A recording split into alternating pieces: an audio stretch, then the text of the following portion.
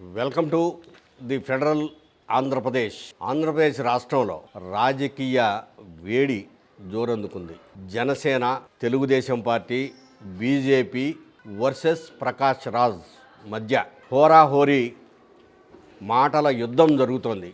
కూటమి ప్రభుత్వము రావణ్ అనే యూట్యూబర్ను టార్గెట్ చేసింది. ప్రశ్న అనే యూట్యూబ్ ఛానల్ ద్వారా అతను ప్రభుత్వంపై, పవన్ కళ్యాణ్ మాటలపై తూటాలు పేల్చేలా మాట్లాడటం, ప్రభుత్వము చేసిన దాన్ని ప్రశ్నించటం కూడా అతను చేసిన తప్పైంది. రావణ్పై 4 కేసులు పెట్టారు. 4 సార్లు అరెస్ట్ చేసి కోర్టులో హాజరు పెట్టారు. జడ్జి బెయిల్ ఇచ్చారు. అయితే 5వసారి ఉపా చట్టాన్ని ప్రయోగించి దేశద్రోహ నేరం మోపి అరెస్ట్ చేసి రిమాండ్ పంపించారు పోలీసులు. అంటే ప్రభుత్వము కక్ష తీర్చుకుంది. ప్రభుత్వాన్ని ప్రశ్నించడం నేరమా? తప్పును ప్రశ్నించడం నేరమా? అలాంటి దానికి ఉపా చట్టం ఉపయోగిస్తారా అంటూ ప్రముఖ నటుడు ప్రకాష్ రాజ్ చేసినటువంటి వ్యాఖ్యలు, పవన్ కళ్యాణ్ పై ఆయన మాట్లాడిన తీరు ఇప్పుడు రాష్ట్ర వ్యాప్తంగా చర్చకు దారితీసింది. పవన్ కళ్యాణ్పై ఆయన ఒకటి అంటున్నాడు, మతాలను గురించి నువ్వేం మాట్లాడతావు, కులాల గురించి నువ్వేం మాట్లాడతావు, ప్రాంతీయాల గురించి నువ్వేం మాట్లాడతావు, అన్నీ మాట్లాడిన తర్వాత మళ్ళీ నాకేం సంబంధం లేదంటూ ఉంటావు. ఎవడన్నా నువ్వు మాట్లాడిన దాన్ని ప్రశ్నిస్తే వాడు తప్పు చేసినవాడు అవుతాడు. ఏంటిది? ఏం జరుగుతుంది రాష్ట్రంలో? అంటే ప్రభుత్వం తప్పు చేస్తే ప్రశ్నించకూడదా అని ప్రకాష్ రాజ్ చెప్తున్నాడు. దీంతో ఇప్పుడు రాజకీయ వాతావరణం అంతా వేడెక్కింది.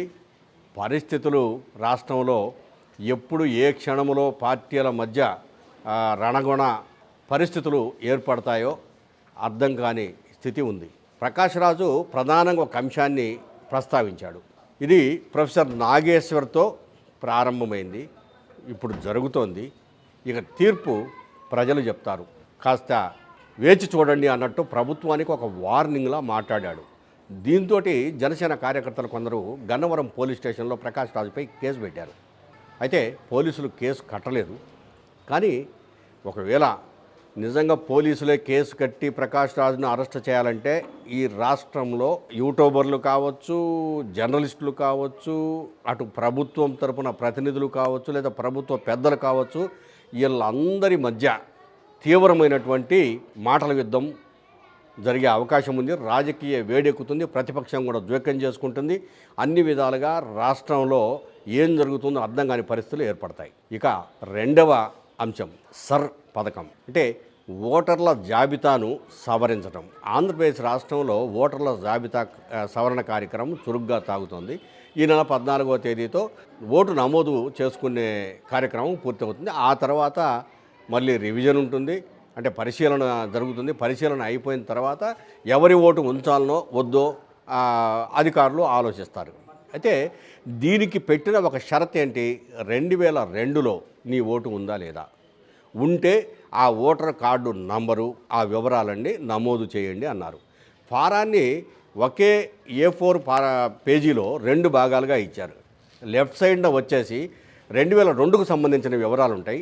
రైట్ సైడ్న ప్రజెంట్ ఓటర్కు సంబంధించిన వివరాలు ఉంటాయి. ఒకవేళ 2002కు సంబంధించిన వివరాలు దొరక్కపోతే రైట్ సైడ్న ఉన్నటువంటి ప్రజెంట్ వివరాలన్నీ నమోదు చేసి ఇవ్వాలి.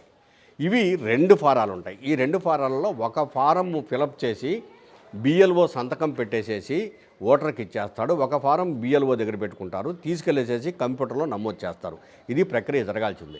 అయితే చాలామంది BLOలు ఒక ఫారాన్ని ఓటర్కి ఇచ్చేస్తున్నారు, దాని మీద ఏం ఫిలప్ చేయట్లేదు, సంతకం పెట్టట్లేదు, ఏం లేదు. అవసరం లేదు సార్, అది మీ దగ్గర పెట్టుకోండి, ఏం కాదులేండి అని చెప్తున్నారు. ఇలా చెప్పడం ఒకటి. అట్లాగనే BLOలు ఇప్పటికే 86.7% అప్లికేషన్ ఫారాలు ఓటర్లకు ఇచ్చారు. అయితే అందింది మాత్రం 28.7% మాత్రమే అందాయి. ఇంకా మిగిలిన ఫారాలు ఓటర్ల దగ్గరే ఉండిపోయాయి. టైం అవుతుంది. ఏంటిది, ఎందుకు ఇలా జరుగుతోంది అనే ఒక చర్చ మొదలైంది. ఓటర్లలో చాలామందిలో భయం ఉంది. ఇప్పుడు ఓటు పోతే భవిష్యత్తులో మళ్ళీ ఓటు తిరిగి రాదు, ఇది రాకుండా పోతే మా పరిస్థితి ఏంటి అనేది ఒక చర్చ జరుగుతుంది. మహారాష్ట్రలో కానీ పశ్చిమ బెంగాల్లో కానీ కోట్లల్లో ఓట్లు తీసేశారు. ఇక్కడ ఒక చిన్న అంశాన్ని మనం ప్రస్తావించాలి. స్వాతంత్రం రాకముందు ధనవంతులకు మాత్రమే ఓటు ఉండేది.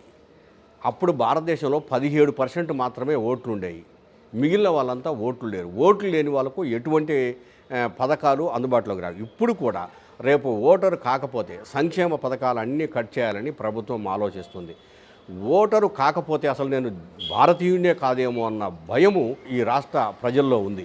మరి ఇది ఎలా పోగొడుతుందో రాష్ట్ర ప్రజల భయాన్ని ప్రభుత్వం, లేదు ఈ భయాన్ని కొనసాగించి ఇలాగే ఉంటుందని చెప్తుందో చెప్పలేదు. ఇక మూడో అంశము భోగాపురము ఎయిర్పోర్ట్. భోగాపురము ఎయిర్పోర్టుకు పోవడానికి విశాఖపట్నం నుంచి 50 కిలోమీటర్ల దూరం ఉంటుంది. ఈ దూరం మొత్తం మీద హైవేలో పోయి హైవే నుంచి భోగాపురం వైపు వెళ్ళాలి. అయితే నగరంలో నుంచి బయటపడటానికి కనీసం 1 అవర్ పడుతుంది. ట్రాఫిక్ జామ్తో విశాఖపట్నంలో నుంచి బయటపడటానికే చాలా టైం పడుతుంది. ఈ 50 కిలోమీటర్ల దూరాన్ని చేరుకోవడానికి కనీసము 3 గంటల సమయం పడుతుంది. దీనివల్ల ఎయిర్పోర్టును తీసుకుపోయి ఎక్కడో పెట్టి రోడ్డు కనెక్టివిటీ లేకుండా ఇట్లా చేస్తే ఎట్లా అని చెప్పేసి రామ్మోహన్ నాయుడు మంత్రి గారిని కొంతమంది ప్రశ్నిస్తే దానికి ఆయన సమాధానం చెప్పకుండా దాటవేశాడు. నిజానికి దీనికి సంబంధించి ఒక 7 ప్రధాన రోడ్లు ఉన్నాయి, లింక్ రోడ్లు. ఈ రోడ్లన్నీ కూడా నిర్మాణం జరుగుతుంది. 175 కోట్లు దీనికోసము బడ్జెట్ కేటాయించారు, నిర్మాణం జరుగుతుంది. అంటే జూన్ నుంచే ఈ కార్యకలాపాలను ప్రారంభం అయిపోయినాయి, మేము ప్రారంభించాము ఎయిర్పోర్ట్ను అని చెప్పేసి అని అన్నారు. రోడ్డు కనెక్టివిటీ లేకుండా గంటలు టైం తీసుకొని ఎట్లా నువ్వు ప్రారంభిస్తావు, ఎలా జరుగుతుంది, ఏమి జరగబోతుంది? పైగా ఇప్పుడు ఆర్కే బీచ్ రోడ్డు ఉంది. బీచ్ రోడ్డు కనుక కంప్లీట్ అయిపోతే వీలైనంత వరకు ఇంకా తక్కువ 25 కిలోమీటర్లలోనే భోగాపురం ఎయిర్పోర్ట్కు చేరుకోవచ్చు. ఆ బీచ్ రోడ్డు కంప్లీట్ కావడానికి కూడా ఇంకా టైం పడుతుంది. ఒక్కసారి మనము లింక్ రోడ్లు కొన్ని ఉన్నాయి, ఆ రోడ్ల పేర్లేంతో ఒకసారి చూద్దాం. ఆ లింక్ రోడ్ల ద్వారా ఒక 25 నుంచి 30 కిలోమీటర్ల లోపులోనే చేరుకునే అవకాశం ఉంది. అయితే లింక్ రోడ్లను నిర్మాణాన్ని ఎందుకు త్వరగా పూర్తి చేయలేకపోయారు, హడావిడిగా ఎయిర్పోర్ట్ను ఎందుకు ప్రారంభించాల్సి వచ్చిందనేది ఇప్పుడు ప్రశ్న. లింక్ రోడ్లకు సంబంధించి ప్రధానంగా రిషికొండ, ఎండాడ, తిమ్మాపురం, మారికవలస, మంగమూరిపేట, బోయపాలెము, ఐటీ హిల్స్, మధురవాడ, భీమిలి, తగరపు వలస, ఈ అంతర్గత రోడ్లు, ఈ రోడ్లు కంప్లీట్ అయిపోతే భోగాపురం ఎయిర్పోర్టుకు చేరడానికి చాలా సులువు, చాలా త్వరగా వెళ్ళిపోవచ్చు. అయితే ఎప్పటికి అవుతాయి ఏంటి అనేది ఒక చర్చ అయితే నడుస్తుంది. ఆర్కే బీచ్ రోడ్డు త్వరగా కావాలని చెప్పేసి ప్రజలు కోరుకుంటున్నారు. ట్రాఫిక్ సమస్య తీరాలంటే ఈ రోడ్లన్నీ పూర్తి కావాలి. త్వరగా భోగాపురం ఎయిర్పోర్టుకు వెళ్ళేందుకు మంచి మార్గం సుగమం అవుతుంది. లేకుంటే ఈ కష్టాలు ఇలాగే కొనసాగుతాయి.